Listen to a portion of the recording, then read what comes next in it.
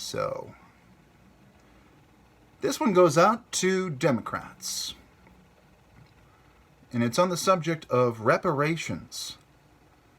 To Democrats, there will be no repairing the damage done in paying reparations.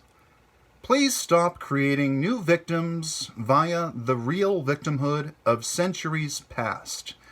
Put down the identity politics script for half a minute and quit trying to buy votes with this backwards thinking nonsense.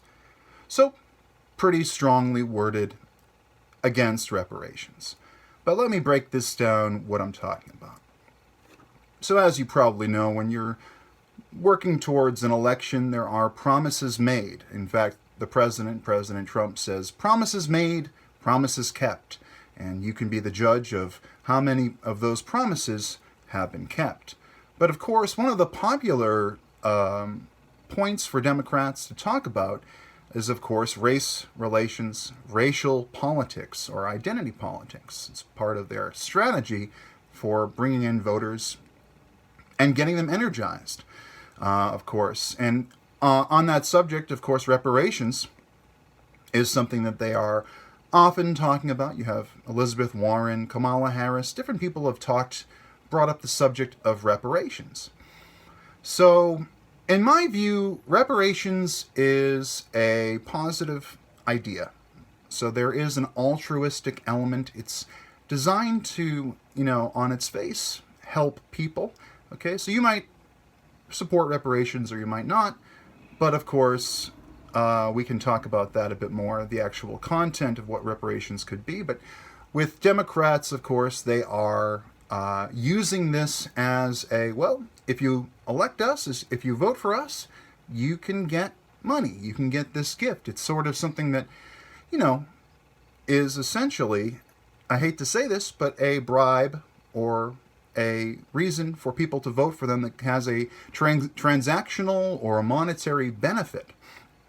Andrew Yang has also done this with his universal basic income. He says, if you sign up here, we'll give a few lucky families $10,000 for the year. We'll do something, $1,000 a month or $10,000 a month.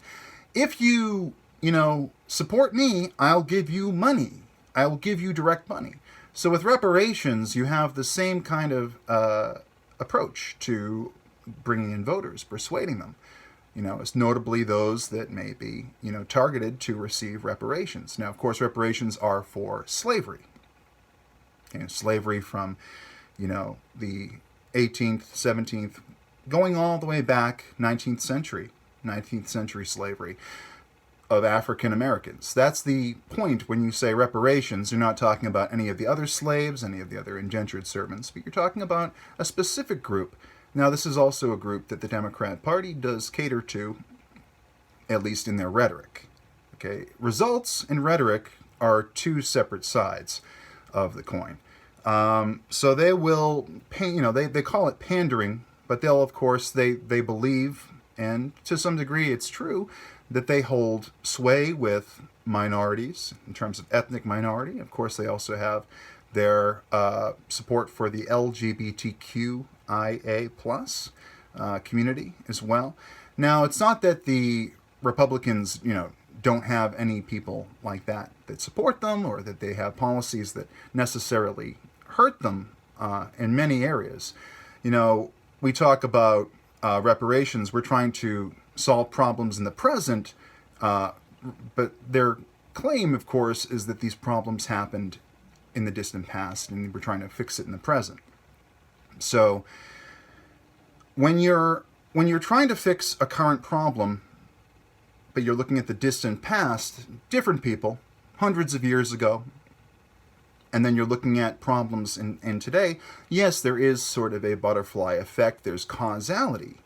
Families that were impacted by things such as segregation, they definitely felt the impact of those things long after the events took place, the actual discrimination and segregation took place. One of the more common points I like to make about this is the veterans, the World War II veterans, World War I. The African American veterans, they didn't get the amount of benefits that they could have. I mean, this is one of the places, actually, that I believe that the New York Times 1619 Project is actually, a lot of it's propaganda. A lot of it's left-wing, by left-wing I mean Democrat, propaganda. But there are some truths in there. And one of them is, of course, that segregation caused problems with veterans, African American veterans that were looking for benefits after the war was over.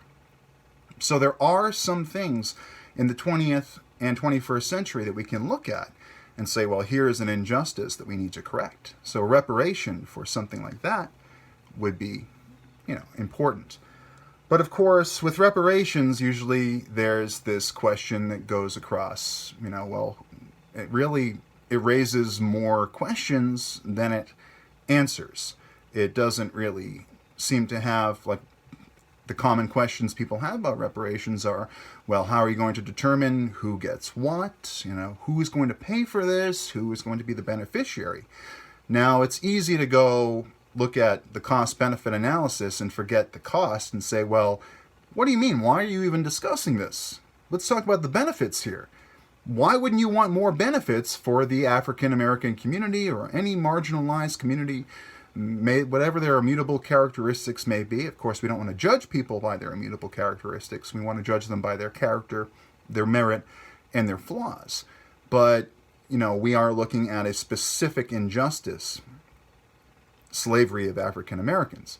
Now, it doesn't take into account that there were it was more class-based.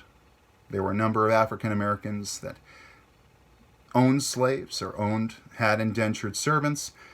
We don't need to get into that fact because people are not really talking about that when it comes to reparations. With reparations, they're just saying, like, look, here's a community that's been historically marginalized. We want to even the scales. And I do support the idea behind that. But once you start asking questions about it, like, who's going to pay? And, once we pay reparations for this, will there be other, some people say there's no such thing as a slippery slope. And it's true that inertia never goes forever. It doesn't go forever. There's always a stopping point where inertia has a counterforce and something pushes back. So it's not that if you give reparations, necessarily there will be no end to further reparations for other groups. They'll say, well, these people got it, so why can't we? But really, it's very complicated as to, who's paying, who's receiving. Are we going to look at all the records of everybody that was harmed by slavery? Now, I know, again, there is causality. The fact of the matter is that people have experienced consequences of slavery for decades, hundreds of years. It doesn't go away. If you start out 200 years ago as an oil baron or someone of high industry, and then you're comparing yourself and your family assets to somebody that, came from a family that had been enslaved, of course there's going to be a large gap between them in terms of their wealth. It's, generational wealth is obviously a thing. So it's not that there isn't a problem. What we're looking to do, though, is we're looking to solve problems now, not problems 150 years ago. And we don't want to live in the past as well. We want to remember the past, take note of the past, never forget the past. But Kanye West said that slavery was a choice. Now, that's very provocative of him to say that. But the reason why I talk here about victims, I say, to Democrats, there will be no repairing the damage done by paying reparations. Please stop creating new victims via the real victimhood of centuries past. Please stop creating new victims via the real victimhood of centuries past. So we're creating a mentality. A mentality. When Kanye says slavery was a choice, it's a mentality that we're talking about here. This victimhood mentality. I actually have a tweet called Infantilization Engine. Check it out on my Twitter, @RealJeffTidwell. But basically,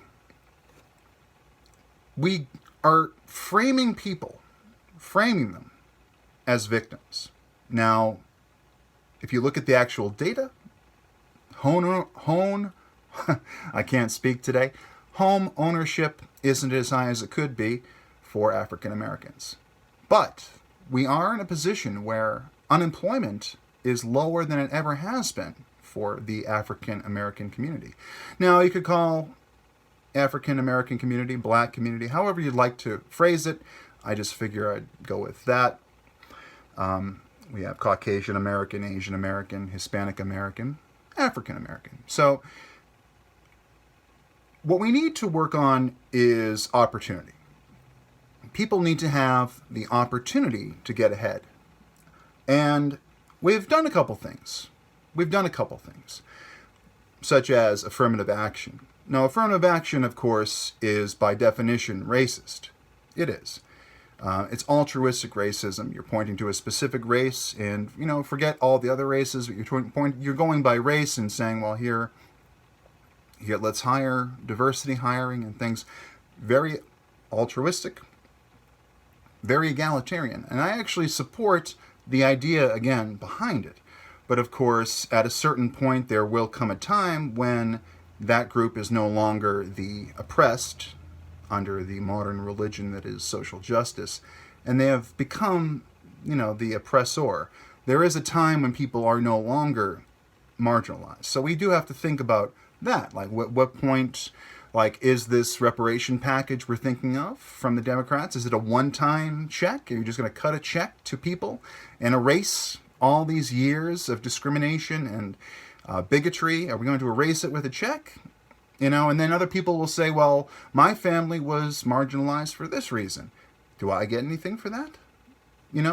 So really, going back and relitigating the injustices of the past may have diminishing returns. It may be better, actually, to look towards the future and try to create a system that allows people, regardless of their immutable characteristics, their race, their sex, their gender, their ethnic background, their religious background, whatever occupation they might be in, whatever their creed, whatever their skin tone, whatever their background might be, we want to give as much opportunity and as equal opportunity as we can to those people.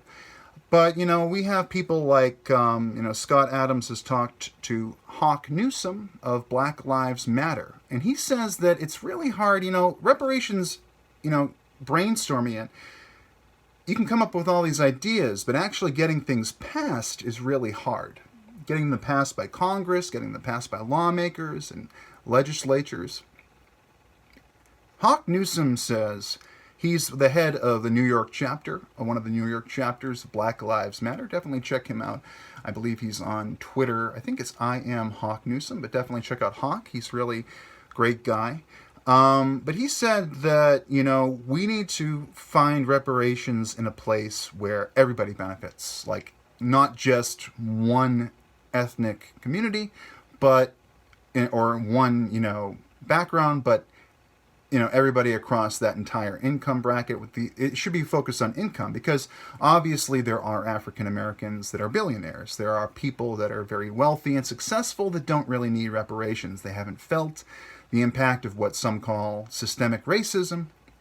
They haven't felt that, or they've been able to overcome it. But we want to create a system that works for everybody, not just focused on a racist basis, on a racial basis, okay? Because at the end of the day, yeah, it is racist to point to, say, for example, everybody else and say, well, why don't you pay up for this other community over here? This racial community, these races pay for this race.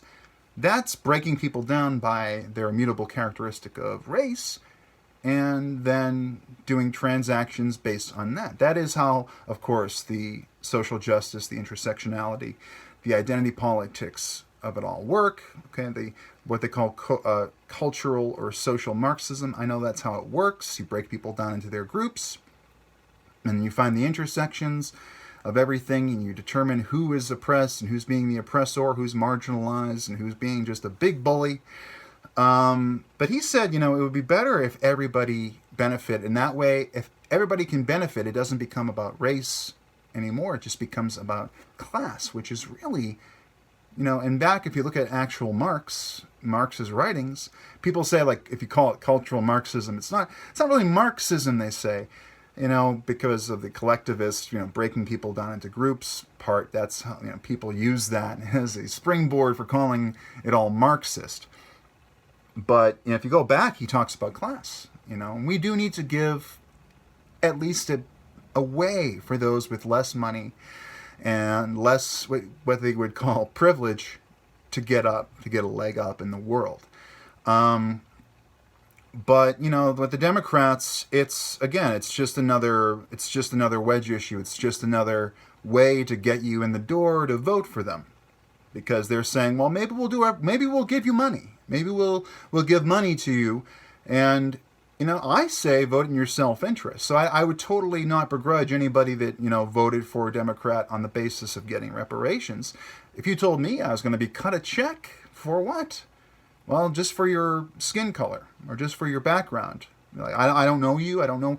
Again, I haven't judged your character. I haven't judged your merit, Jeff. But, you are white or you're male or whatever immutable characteristic it might be. They're saying, well, we'll cut you a check. I'd say, sure. You're cutting all the men checks. Like, I wouldn't think twice. I would vote in my best interest. I would go with it. But of course, that's not really looking at the whole cost-benefit analysis. That's looking at the benefits and not thinking of the costs, not thinking of the precedent. I have a new video out. Let's talk about precedent. Check it out on BitChute and YouTube, where I talk about how, putting laws into effect, especially when they're really broad, wide-ranging laws and big laws, and the consequences of those, sometimes you can't easily pull them back if they're actually a bad idea. You need to test it small, not test it big. So I say here, put down the identity politics script for half a minute and quit trying to buy votes with this backwards thinking nonsense. Because you're looking at the past. You're telling people what it was like before.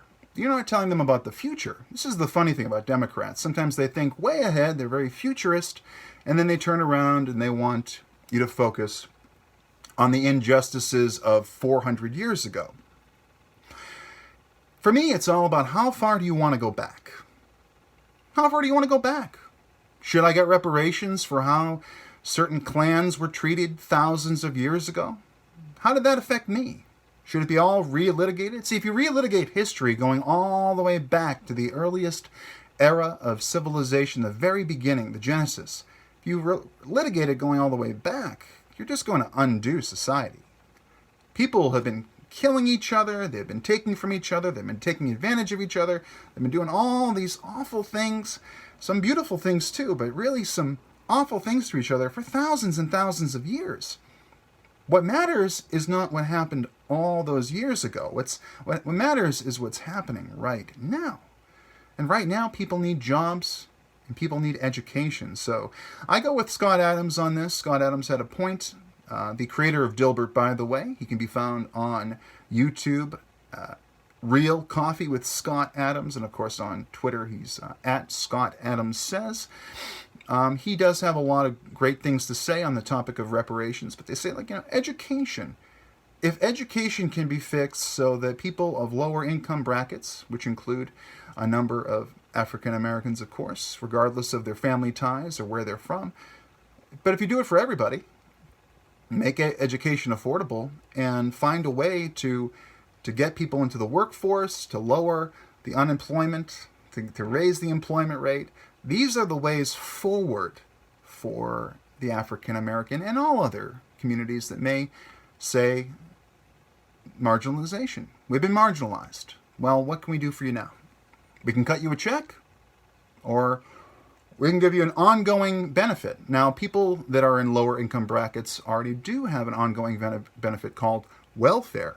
So we are already using social programs to help take care of people that can't as easily take care of themselves. We don't want that rung of society, that income bracket to fall off a cliff. We want them to be part of the big deal, the whole show, because You can't have parts of society that, like, right across the street are all the poor folks, and then there's the rich folks, and we all want to live together in harmony and love, right? It's hard. It's hard. So we have to figure out something. But, creating the victimhood mentality, some people would call it, I think Scott calls it loser think. Number of people have philosophies on this, but I try to preach personal agency and this idea that, you don't want to frame yourself and see yourself as a victim to start. You want to have a high opinion of yourself, or a relatively, a healthy, not like high self-esteem. I do have a video out, You Are Not Your Ego, where I say you're not your ego. You shouldn't tie your identity to your ego too much. You're being right or wrong about different intellectual issues to your ego, because you can raise and lower your ego. You can bring it up here when you need to, and you can be more humble when you need to. It's part of, it's one of the tools in our tool set as human beings. But people that cast themselves as, handicapped, I'm not talking about actual disabled individuals, but people that say, well, look at me, I'm a victim. I'm being victimized. Well, there are people out there that have trouble getting into society and have issues with, they don't have much self-esteem, or they might feel or appear to be, weak. They might not have the same physical strength, the stature, but what this is all about, what this entire mindset of getting away from victimhood is, and victim mentality and infantilization, is being your own person and not listening to a political party that says, it's really actually, kind of racist when you think about it, that they say, you need us. You need us. And they've reached that point where it's like, they're saying, you need us more than we need you. Because, when you're talking about lower income people, right? Regardless of their race, color, sex, creed, anything, regardless, if you go with the other policy ideas from the Democrats, like, what they call open borders, which is actually not technically true. We don't actually have a closed border in the United States, but you know what I'm saying about, immigration, mass migration, paying for the health care of illegal immigrants, and so on and so forth. They're advocating for this sort of like, amnesty for all situation. How do you think that affects the economy? How do you think that affects those people that are having trouble finding work? Do you think it makes it easier? No, it doesn't make it easier. It makes it harder. Okay, we're not talking again, I try to stay away from framing everything as race. We are talking about reparations in the context of African Americans because that's what they are. But the reality is that there are millions and millions of people in this country that are struggling. And I don't want to draw attention away from the struggles of the African American community. They are dying in the inner cities. There's tons of crime. There's tons of issues. The schools, they need money. They need funding. We need to work on this. Like, I advocate for that. But there are people of all different ethnic backgrounds, all different immutable characteristics that are struggling. And nobody's talking about reparations for them because, well, reparations is a political talking point, a persuasion point designed to get the African American community to vote for them. That's what it is. It's as simple as that. Because, again, how are they going to achieve it? They talk about it. Again, they virtue signal. They're able to create this that's showing you just the benefit and saying, well, why wouldn't you support this? Jeff, I'm going to probably get a comment saying, Jeff, why don't you support reparations? Don't you care about these people? And I do care about them, but I don't want to put a Band-Aid on this problem. I see reparations as a Band-Aid. I want to create something bigger. And I want to actually hear from you as well. If you have any thoughts and comments, thoughts and observations, please comment below with your thoughts on reparations. But, it raises a lot of questions. How far do you go back? Who gets paid? And then you have to ask the people themselves, the people that could be the beneficiaries. And there are a number of people in the African American community that don't support reparations. So the question of reparations is a complicated one. It's a sensitive one. And it's not one that I intend to solve today, of course. But, anything we can do to talk about it is helpful. And I think that identity politics is tearing apart America. Okay, it's designed to divide. Identity politics is designed to divide. So the messaging, of course, is that, you're owed something. The people of today are privileged. They have benefited from hundreds of years of oppression. That's the narrative that they've created with their postmodern ideology known as social justice. Okay, and I'm not talking about social justice generally speaking. I'm referring to the specific collectivist ideology that encompasses intersectionality and intersectional feminism, and this whole system of we have an oppressor and we have an oppressed. And which group are you? Are you in the majority? Then you're in the oppressor group, okay? And that can change, of course. That changes dependent on the country you're in, the year that it is, so on and so forth. Again, complicated topic.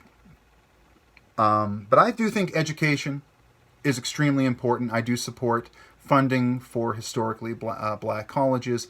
I support finding ways for college to be more affordable for everybody.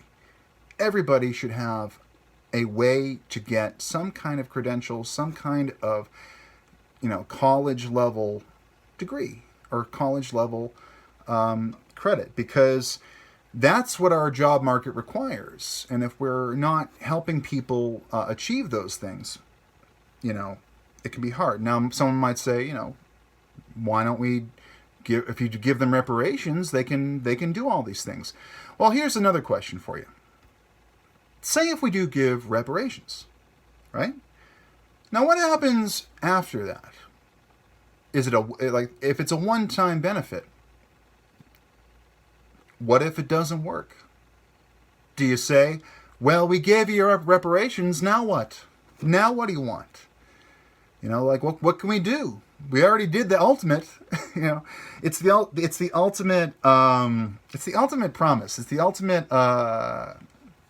I hate to call it this, but like a carrot. It's a carrot. They're putting this carrot on a stick and saying, if you vote for us, we'll give you money. We'll bring you up to. We'll erase all the privilege of every other group and give you this. It's a huge, huge ask, a huge, huge benefit. And they don't ever talk about the costs. They just talk about it. And of course,